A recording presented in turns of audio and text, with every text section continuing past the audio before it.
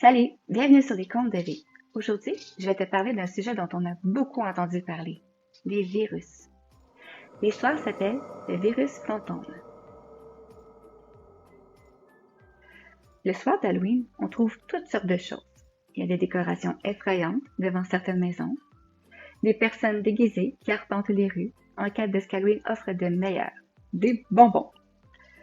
Pour Sabrina, c'est l'occasion de passer un moment agréable avec ses deux meilleures amies, Samantha et Dorothée. Chaque année, les trois filles choisissent une thématique. Il y a eu l'année des trois petits chats, ensuite des trois petits cochons, et cette année, le thème devait être celui des trois fées marraines. Cependant, les choses ne se passeront pas comme prévu, puisque Dorothée est malade et n'a pas le droit de sortir de chez elle.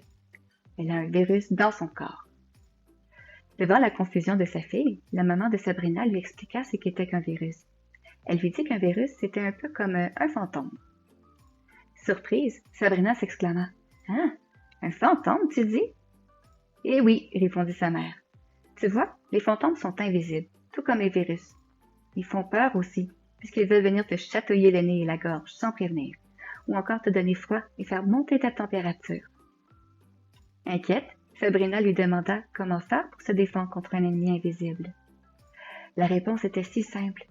Elle lui expliqua qu'il suffisait de fabriquer une potion magique. Sabrina et sa mère concoctèrent une potion magique à l'aide de simplement 3 ingrédients. En premier, elles mirent de l'eau dans un chaudron.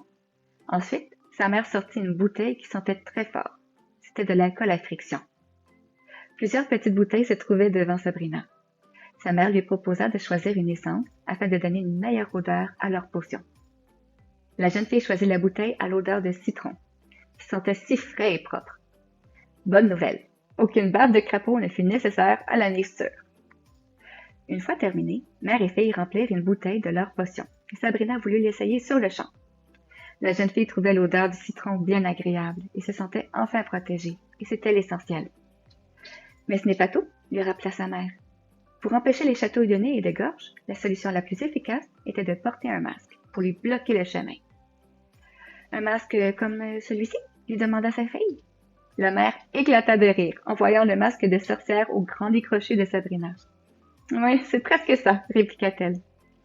Elle sortit sa machine à coudre et lui fabriqua un joli masque avec de petites étoiles dessus. Et c'est ça. Sabrina obéit à sa mère, et le masque lui couvrait parfaitement le nez et la bouche. « Il est génial !» s'exclama-t-elle. « Comme ça, tu seras protégée de ce virus fantôme. » Ainsi donc, c'est en se vaporisant les mains avec notre potion magique et en se couvrant le nez et la bouche à l'aide d'un masque que l'on se protégeait du virus fantôme. Sabrina et Samantha se résignèrent à passer l'Halloween en duo, armés de masques et de potions.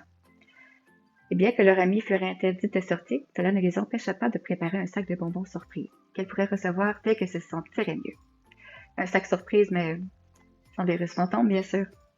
Fin. Avec la COVID qui a fait apparition dans nos vies il y a 2 ans, c'est pas toujours facile de savoir quoi faire et comment faire pour se protéger. J'espère que cette petite histoire t'aura donné des idées et amusé. Si tu l'as aimé, tu peux mettre un j'aime et si ce n'est pas encore le cas, n'oublie pas de t'abonner. À bientôt, j'espère.